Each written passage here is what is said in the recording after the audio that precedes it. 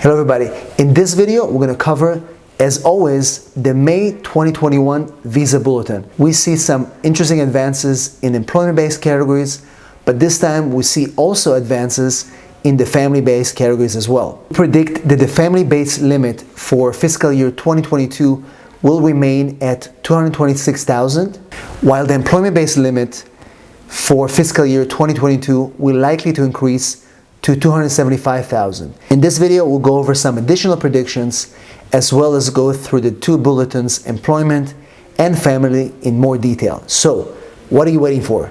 I'll see you on the other side. Hello everybody and welcome back to our immigration channel.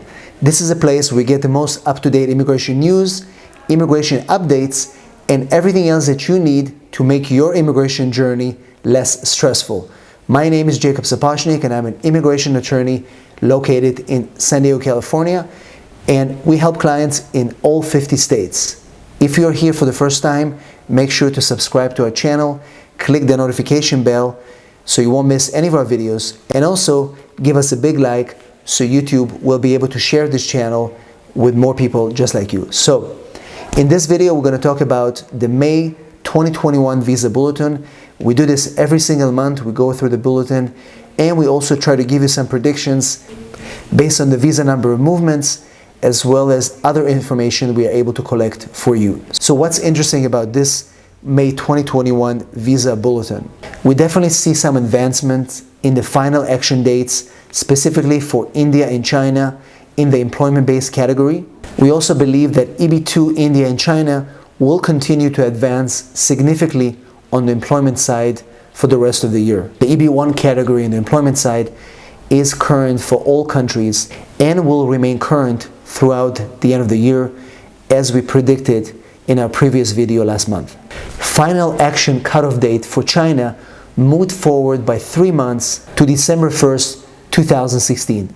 This is a pretty significant advancement in 1 month. Among other interesting changes in this month's bulletin is that India EB3 category moved by 3 months forward to August 1st, 2010. In China, EB3 moved forward by 2 months to May 15, 2018. Looking ahead for the end of the year, I don't think that EB5 China will advance any further until the end of the year. Maybe some movements on the EB5 for Vietnam at this point. Now remember, I'm going to go through the chart in more detail in a few minutes, so make sure you stick to the end of this video. Let's jump into the family summary before I actually look in the charts. In the family-based final action dates, the F2A category remains current for all categories, and we see advancements in other family categories for all other countries as well. As I mentioned before, we predict that the family-based limit for fiscal year 2022 will remain at 226,000, while the employment-based limit will be increased to 275,000 for fiscal year 2022. Let's dive into the actual family-based categories and look at the chart. As you know, family-based numbers have experienced severely low movement in the past several months, and this is because of the global pandemic and the fact that consulates and embassies continue to remain closed and there are less and very few immigrant visa interviews taking place at the moment. Also, as you know, that any unused family-based numbers are being added automatically to the employment-based categories, and therefore we see a faster movement on the employment-based categories in the past several months as well. Before we look at the family chart, just so you know that if you're applying for adjustment of status and you're looking at the USCIS Visa Bulletin, for all other purposes, USCIS announced that they're going to use the dates of filing chart for all family-based categories, except for the F2A category. That category is going to use the final action dates chart. And as you know, this chart still remains current. Let's look at the family-based category and we'll look at the final action charts for the purposes of this video. So right now we're looking at the final action dates for family-based immigrant visas for May 2021. You can see a progression by a week or more in most categories. The most significant advancement was F4 Philippines, which moved forward 38 days. Let's look at F1 rest of the world. It's currently at October 22, 14. It advanced by 14 days. F1 for mainland China is at October 22, 14, advanced by 14 days. The same for India, 14 days. Mexico is 4-1-98. We have 59 days advancement. And the Philippines, 2-1-12, advanced by 11 days. F2A is current for all categories. F2B, rest of the world, is August 15-15, 1 week movement. China 8-15-15, 1 week movement. India 8-15-15, 1 week movement from last month. Mexico 8-15-99, 25 days movement forward. And the Philippines 9-15-11, 14 days moving forward since last month. F3 category, rest of the world, August 22-08, 14 days movement. China 8-22-08, 14 days movement. India 8-22-08, 14 days movement forward. Mexico 10-15-96, 14 days move forward. And the Philippines 5-1-02, advanced by a month. And finally, F4 category, siblings, rest of the world is at 11-08-06, 1 week only movement. China 11-08-06, 1 week movement. India is at 4-15-05, a 1 week movement forward.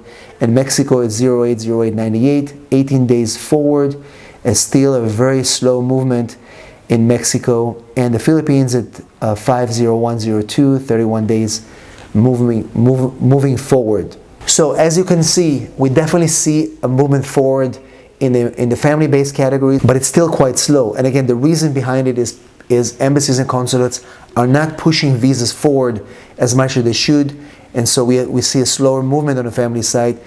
As a result, employment-based categories are moving a little bit faster, but the prediction is that as embassies and consulates are going to be reopening, we're going to see a better and a much more forward movement in most of these categories, and who knows what's going to happen after the summer as well. Expecting it to be pretty positive as well. The good news for employment-based chart is EB1 category remains current for all countries. Now let's take a look at the chart and see some of the most significant movements in May 2021. EB1 is current for all countries. EB2 is current for the rest of the world.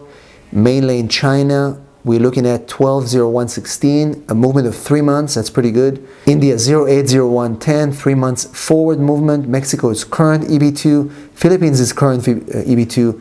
Vietnam is current EB2. And Central America is also current on EB2. Let's move to EB3. EB3 is current for the rest of the world. China moved by 2 months to 5-15-18. India moved by 5 months, 2-01-11. That's a huge movement. The rest of the world is current. EB3 is current for the rest of the world. China is at 08-01-09, 2 months movement forward. India 02-01-11, 5 months forward, huge movement. And we have the rest of the world is current on EB3. EB4 is current for the rest of the world, current for China, current for India. Mexico is at 03-15-19, 42 days movement forward, and then the rest of the world is current. Central America is at 9-01-18, 1 month movement. EB5 is current for the rest of the world. China is at 8-15-15, it will stay there pretty much for the rest of the year. India is current, Mexico is current, Philippines is current, and Vietnam is at 2-18-18, 3 months movement. Pretty good. So as you can see, we definitely have some good news in this Visa Bulletin. The study part anticipates a rapid, aggressive movement forward in many of the categories, including the family, in the next few months. And I'll be excited to report that once we know more and once we have actual numbers. But overall, these are good news. As you know, embassies are starting to reopen slowly in different phases, different consulates. All these efforts are definitely going to help push more numbers into the system, and hopefully we're going to see more movement in categories that were standing still, and now they're going to start moving forward.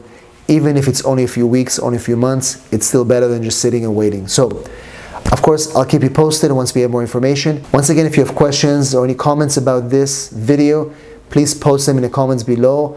I'm happy to interact with you and answer those questions.